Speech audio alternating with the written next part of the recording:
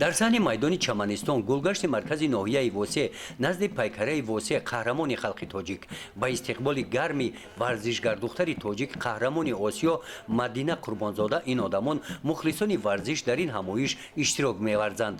Мадина Курбонзода ин ҷудокори Тоҷикистон дар вазни то 52 килограмм дар даври финалӣ чемпионати Осиё миёни наврасон оид ба ҷудо сазовори медали тилло ва унвони қаҳрамони Осиё гардид.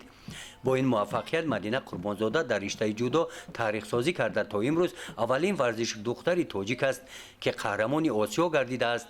ӯ барандаи ҷоизаҳо аз мусобиқаҳои гӯштини Осиёи марказӣ, сазовори мақоми дуюм, ғолиби мусобиқаи гӯштингирӣ дар рақобат бо писарон дар шаҳрҳои Бухоро ва Душанбе, барандаи медали тилло гаштааст.